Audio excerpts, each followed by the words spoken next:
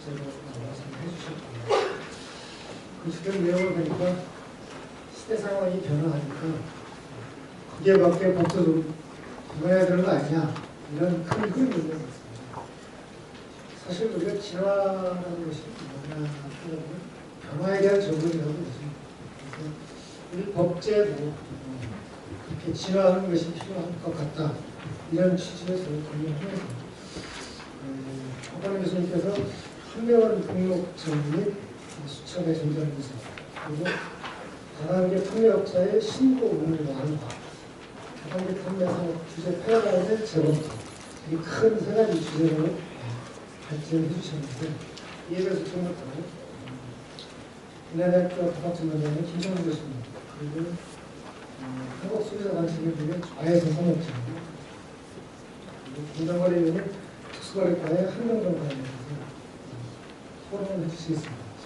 굉장히 저 소중한 분들을 모셨는데 시간상 한 분이 한 5분 정도씩밖에 시간 대전이 되게 어렵습니다. 그 점을 양해하시면 꼭 시간을 지켜주시기 바랍니다. 토론자의 순서도 학계, 그 다음에 소비자단체, 그 다음에 정부, 좀 주권적으로 정부 측에서 나중에 나눠 주시면 되겠습니다. 주 교수님 먼저 부탁드리겠습니다. 안녕하십니까. 인하대학교 법학전문대학원 김시원수 교수입니다. 이렇게 귀한 자리에서 첫 주제에 대한 토론을 하는 기회가 드려 매우 영광스럽게 생각합니다. 더욱이 평소 존경하는 제 스승이신 최인영 교수님께서 주재해 주시고 소개해 주시는 자리에서 더욱 영광스럽게 생각합니다. 박관우 교수님의 발표는 전에도 몇 차례 경청할 기회가 있었는데 정말 훌륭하고 심도 있는 연구를 많이 하시는구나 감탄하였었습니다. 오늘 이렇게 교수님의 발제에 대한 토론을 하기 위해 매우 기쁘게 생각합니다. 다단계 판매산업 규제의 합리적 개선 방안이라는 주제로 규제 현황을 일별하신 다음 개선의 필요성을 관찰해 내시어 개선 방안을 도출하시는 것과 아울러 근본적으로 규제 패러다임을 바꾸어야 한다는 제안을 하시는 연구 방향과 성과에 경의를 표합니다. 교수님의 견해에 전적으로 동의하는 제 입장으로서는 교수님의 발제에 이의를 제기하거나 평을 하는 것은 제 능력에 옥에서 티끌을 찾는 격이어서 교수님의 발제와 관련하여 제가 평소 가지고 있던 궁금한 몇 가지에 대하여 교수님의 고견을 청하는 것으로 저의 토론을 가름하고자 합니다. 먼저 다단계 판매 규제의 필요성에 대한 기존 입장 부분에서 대법원 판결을 들고 계셨습니다. 그 대법원 판결은 법이 다단계 판매에 대하여 엄격한 규제를 가하는 이유는 판매 형태가 직접적인 대인 판매, 연구 판매에 의존하여 판매 조직의 확대에 따른 이익의 증가를 미끼로 사행성을 유발하고 소비 피해를 양산할 가능성이 있기 때문이라는 것입니다. 다단계 판매를 규제할 필요성으로 언급되고 있는 대인 판매, 연구 판매라는 방식의 소비자 피해 가능성이 더 중요한 원인인 것인지, 아니면 판매 조직의 확대에 따른 이익의 증가를 미끼로 하는 소비자 피해 가능성에 기인하는 것이 더 중요한 것인지에 관한 것입니다. 만일 대인 판매, 연구 판매라는 방식, 그로 인한 것이라면 그로 인한 피해자는 다단계 판매원이 아닌 다단계 판매 조직 바깥이 구매자라고 할 것인데, 이는 연구 판매, 대인 판매라는 유통 채널의 공신력에 관한 문제로서 기본적으로는 그 위험성은 시장에서 평가될 것이고 사기적 방법이 동원되는 경우가 아니라면 대인 판매, 연구 판매라는 유통 방식이라는 이유로 굳이 이를 강력하게 규제할 필요가 있는지에 관한 것입니다. 만일 후자의 판매 조직의 확대에 따른 이익의 증가를 미끼로 하는 소비자 피해 가능성이라고 한다면 이는 후원수당을 의미하는 것으로 보이는데, 후원수당의 유인으로 인한 피해자로서의 소비자는 후원수당에 현혹된 다단계 판매원이라고 하는 것인지, 아니면 다단계 판매업자에 의해서 현혹된 다단계 판매원에 의한 다단계 판매 조직 바깥이 구매자를 의미하는 것인지에 관한 것입니다. 후원수당의 한계를 넘을 수 없도록 하고 판매원끼리는 판매할 수 없도록 하는 한편 다단계 판매원 가입의 문턱을 거의 없애도록 되어 있는 현행의 규정들을 준수하고 있는 합법의 틀내에 있는 다단계 판매의 경우라면 보호해야 할 소비자로서의 피해자가 과연 누구인지 더욱 궁금합니다. 법제상으로는 다단계 판매 조직 외의 구매자는 연간 10만 원을 넘지 않는 부담으로 다단계 판매원으로 가입하여 저렴하게 물건을 구입할 수 있음에도 다단계 판매원으로부터 재판매이익이 더하여진 가격에 물건을 구입한다는 것은 합리적인 소비자라면 상정하기 쉽지 아니합니다. 물론 사람이 언제나 합리적으로 행동하는 것은 아니지만 비합리적으로 행동할 가능성에 방점을 두고 위험성을 평가하는 경우라면 규제의 정도에 차이가 있을 수밖에 없을 것입니다. 피해자를 다단계 판매원으로 상정하는 경우라면 35%의 후원수당을 판매에 기여한 비율만큼 나누어 갖는 구조가 되는 다단계 판매원들이 자신의 기여분을 높이고자 하는 것을 과연 후원수당에 유인된 피해자라고 평가할 수 있는지도 의문입니다. 다음으로 위험성이 어디에 있는지 피해자가 누구인지를 생각해 보는 것은 이것이 규제의 모습, 정당성, 회로단위와 연결되어 있기 때문입니다. 발표자께서도 개선하여야 한다고 들고 계시는 등록증과 등록수첩의 전자화도 이와 관련되어 있습니다. 등록증 전자문서화에 대한 위험성을 지적하는 견해, 즉 연구판매, 대입판매라는 유통 방식을 염두에 두고 있는 그런 견해에 의하면 판매 방식이 동일한 방문판매, 후원 방문판매의 경우에는 왜 등록증이라는 규제가 없는지 설명하기 어렵습니다. 다음으로 등록수첩 전자문서화에 대한 위험성을 지적하는 견해는 다단계 판매 조직 바깥이 구매자를 위한 것이라면 후원수당 산정 및 지급 기준을 다단계 판매원에게 숙지하게 하도록 할 이유가 없습니다. 또한 다단계 판매원을 위한 것이라면 과연 내용을 숙지하게 함으로써 다단계 판매원 본인도 인지하지 못하는 사이 불법을 저지를 수 있는 가능성을 사전에 차단하고자 한다 라는 등록수첩 교부 이유를 납득하기 어렵습니다. 이렇듯 위험성의 근거와 보호해야 할 피해자가 누구인지의 관점에서 현행 법제상 부과되어 있는 다양한 규제를 재조명해 보아야 할 것이라고 생각됩니다. 또한 발표자께서 제안하신 자율 규제 및 내부 통제 시스템이 구체적인 모습도 그에 따라 달라져야 할 것이라고 생각이 됩니다. 혹시 이에 관하여 발표자의 고견이 있으시다면 부탁을 드리는 것으로서 제 토론을 마치도록 하겠습니다. 네, 감사합니다. 발표자의 대답은 한꺼번에 듣도록 해야 되겠습니다. 시간 관계상. 차혜석 국장님께서 좀 간단히 주셔야 될 것 같습니다. 미안합니다. 네, 안녕하십니까. 저는 한국소비자단체협의회 자율분쟁 조정위원회 좌이선입니다.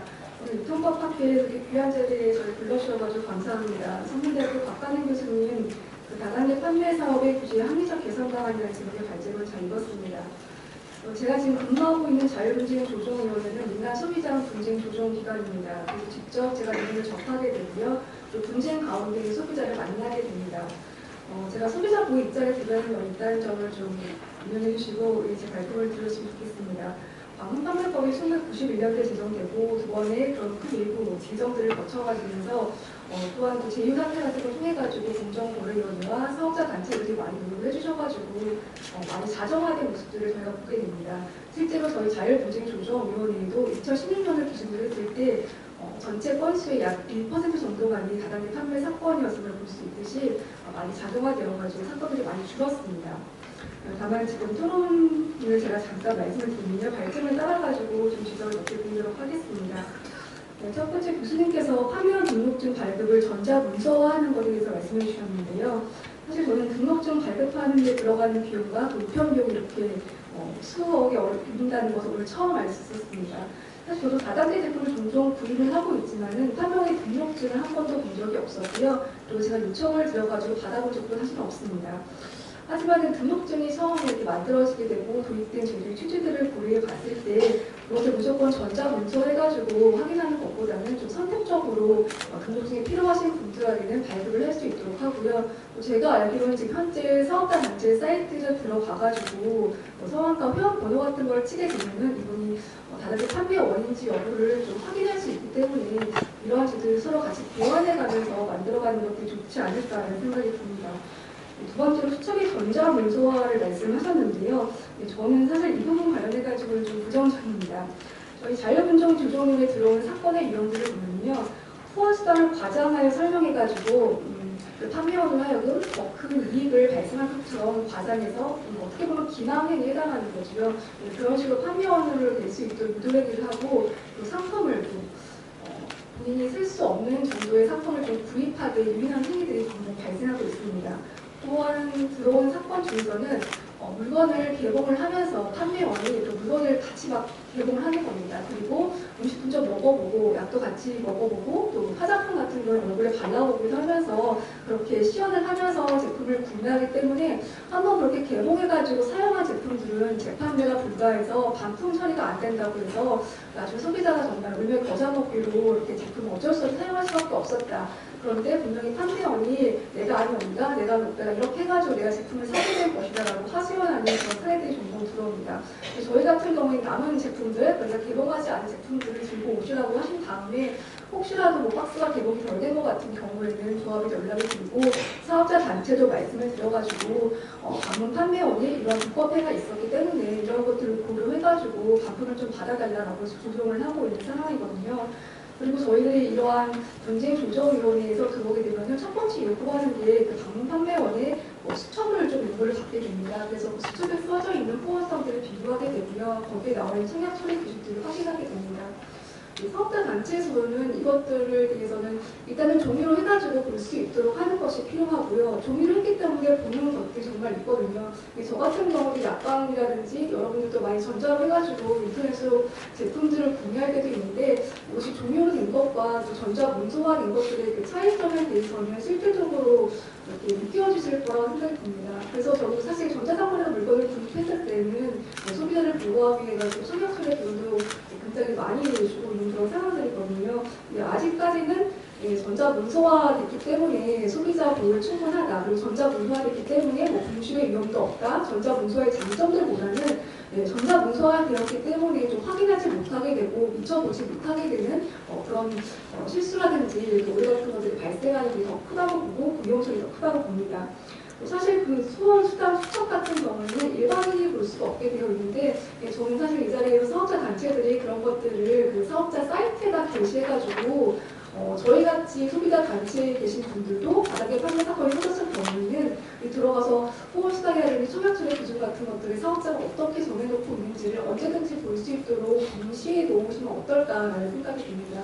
그리고 후원수첩에서도 보면 개정된 내용도 있잖아요. 그럼 과거에 어떠한 내용으로 어떠한 사유로 개정되어 있는지도 모두 공시해가지고 어느 소비자도 소비에 들어가서 볼 수 있고 그렇게 된다면 사업자에 대한 관련 신뢰도도 굉장히 높아지지 않을까라는 것을 좀 제안드리고 싶습니다.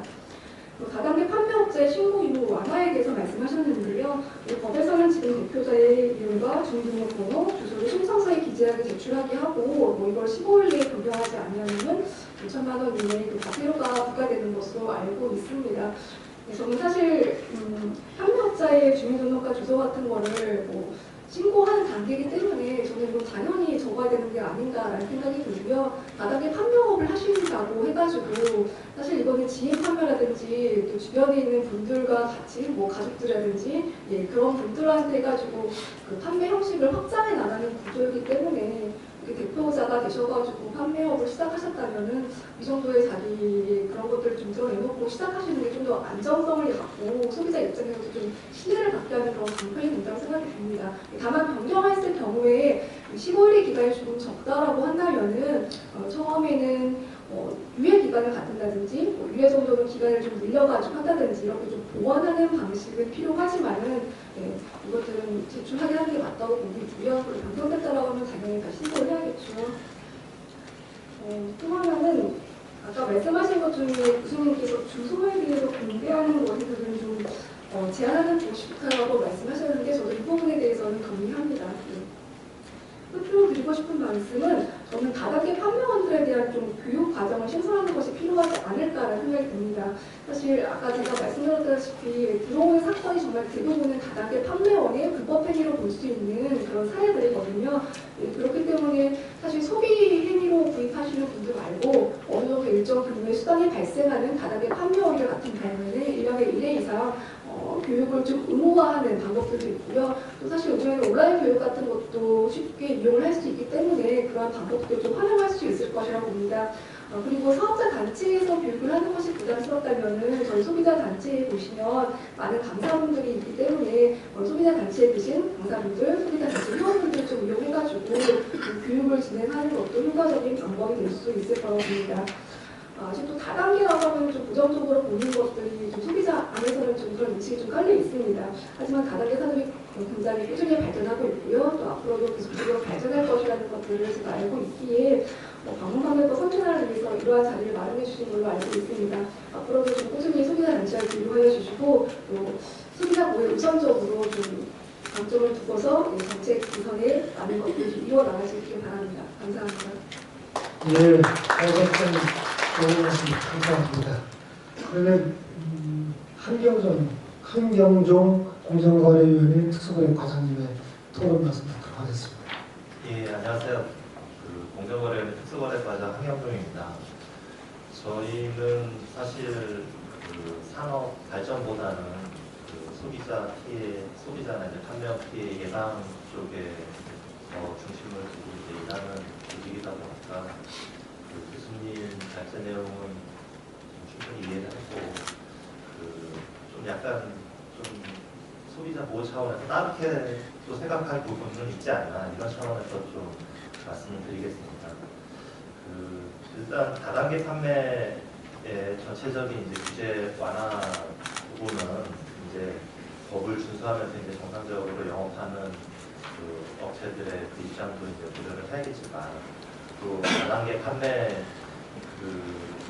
인해서 발생하는 소비자나 이제 판매원 피해 측면도 충분히 이제 고려해서 이렇게 검토가 돼야 된다 이런 말씀을 이제 먼저 드리고 싶고 그런 측면에서 이제 규제 완화를 검토할 때 이게 다단계 판매는 아시다시피 이제 하방 확장성이 크고 그로 인해서 피해가 한번 발생을 하면 이제 그 규모가 이제 커지고 이런 부분이 있기 때문에 규제를 완화하는 경우에 이러한 소비자 피해를 충분히 예상할 수 있는지 또 지금 현행 규제가 그러면 다단계 업체들이 수인하기 어려울 정도의 그런 과도한 규제인지 또 이런 규제를 다르게 이제 바꾸거나 이제 완화하는 경우에 그런 산업 전체적으로 그게 다단계 업체에 이익이 되는지 이런 부분들을 이제 아까 교수님 말씀하신 그런 법적 논리라든지 뭐 다른 거와 병행의 함께 이제 검토를 해서 판단할 부분이라고 일단 생각을 하고요.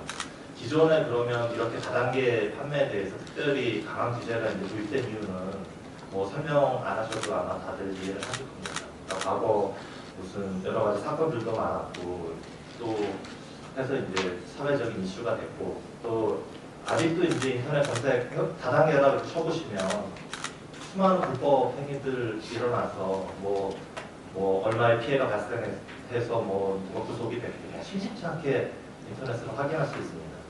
또 이건 완전 이제 뭐 불법적인 업체들 그런 사례고 또 그러면 정상적으로 등록해서 판매하고 있는 업체들은 그러면 다 법을 준수하고 잘하고 있느냐 또 그렇지 않은 측면도 분명히 있습니다. 그러니까 지금 등록업체의 경우에도 뭐 기본적인 법령을 준수하지 않는 경우도 분명히 있고 또 판매원들한테 이제 물품 구매 부추겨서 이렇게 매출 신장하는 쪽에 이제 중심을 두고 영업하는 그런 업체들도 분명히 있습니다.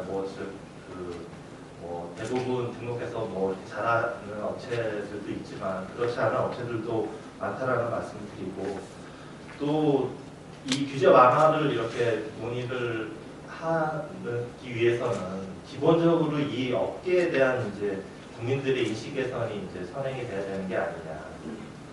그러기 위해서는 뭐 많은 분들을 뭐 말씀하시고 아까 축사에서도 말씀하셨지만 전체적으로 이제 업계에서 이제 상품도 경쟁력 있는 상품을 개발하고 더 이제 싼 가격으로 이렇게 공급해서 이제 상품에 대해서도 이제 경쟁력과 저렴한 가격 해서 이제 국민들한테 편익을 이제 줄 수가 있어야 되고 또 판매원들에 대해서도 교육도 철저히 하고 그 다음에 뭐 모집할 때 이런 규정 같은 것도 철저히 잘 알려서 피해가 발생하지 않도록 이렇게 해나가서 전체적으로 이제 이 업계에 대해서 이 신뢰가 향상이 되면 그러면 이제 규제 완화 부분도 이제 그 상당히 자연스럽게 이제 좀 되나가는 부분이 있을 거다 이런 말씀을 드리고요. 그래서 그 올해 이제 이번에 이제 발표하신 그 등록증 뭐 수첩 그다음 변경 신고 관련해서는 사실은 정부에서도 이제 규제 완화 차원에서 일단 추진했던 거는 사실인데, 근데 그 아직 이제 전체적으로 인식 자체가 조금 그 뭐 부정적인 측면이 있어서 이제 법이 개정돼서 이루어지는 못한 측면이 있습니다. 그리고 이제 좀 말씀을 드리고 싶은 건, 그러면 이런 부분이 그 이제 그 등록증이나 판매 수첩 관련해서 그러면 뭐 업계 부담이 크니까 반드시 뭐 개선이 될 필요가 있냐. 근데 반대쪽으로 또 한번 생각을 해보시면 해볼 부분도 있는데, 이제 등록증이라 그러면 아까 신분증 역할을 말씀을 하셨는데, 사실은 신분증이라기보다는 당신은 이제 판매원이 됐다, 이걸 이제 확인하는 증서입니다. 그러니까 다단계 판매원이 되면 그 사업자가 되는 겁니다. 다 개인 사업자로 의제되고 사업자에 준해서 이제 하는 건데, 그 사업자가 되면 이제 뭐 아시겠지만 그 실업수당도 중지가 되고 뭐 개인한테 이제 여러 가지 그 권리의무 관계의 변동이 생깁니다. 그래서 이제 그 부분을 이제 명확히 해야 해서 당신은 이제 판매원이 되는 거고, 이런 부분을 충분히 알리고 이렇게 하는 게 이제 그 좀 설득력이 있는 부분이 있고요. 그 다음에 아까 말씀하신 지금 다단계 판매원 800만 명에 육박하는데 이제 육박하고 있습니다. 그리고 뭐 그 중에 이제 후원수당 받으신 분은 162만 명 작년 기준으로 저희 15년 기준으로 되고, 또 실제 이제 적극적으로 하시는 분들은 아마 그보다도 더 적을 겁니다. 이거는 이 숫자는 사실은 뭐 중복돼서 가입했을 수도 있고 뭐 여러 가지 이유로 이렇게 숫자 큰 이유도 있는데, 또 다른 측면에서 보면 그런 거거든요. 이거는 그 나는 이제 소비자 측면으로 이제 가입하는 건데, 그것도 잘 모르고 내가 판매원이 되는지도 모르고 사실은 가입하신 분들도 저는 상당수 있을 거라고 이렇게 추정이 생각이 되거든요. 그러니까 업계에서도 이분은 우리 제품이 좋아서 그냥 소비만 하실 분인지, 아니면 진짜 판매원이 돼서 판매 활동 적극적으로 하고 이렇게 하실 분들을 명확하게 구분을 해서 관리도 하고, 판매원에 대해서는 더 이렇게 그 판매 방식이라든지 법령의 내용이라든지 이런 부분들 적극적으로 교육해서 이제 관리를 더 강화를 해야 될 부분이 분명히 있다고 보고요. 그래서 그런 측면에서 이제 등록증도 그 선언적인 측면에서 이렇게 당신이 이제 판매원이 됐다라는 걸 확인해주는 측면에서 실물로 주는 것도 뭐 그 의미는 있다, 이런 생각을 말씀을 드리고, 수첩도 마찬가지입니다. 판매원이 되면 수첩에는 무슨 판매원이 됐을 때 어떤 형식으로 이제 수당을 받는지, 또 회사가 어떤 규칙하에서 이제 판매원을 관리하는지 이런 부분이라든지, 또 지켜야 될 규칙이라든지 뭐 이런 부분들 다, 또 법령의 내용도 뭐 중요한 내용들 다 기재하게 돼 있습니다. 그래서 뭐 아까 말씀들도 있었지만 이게 전자문서로 해도 뭐 충분한 부분도 있지만 뭐 실물로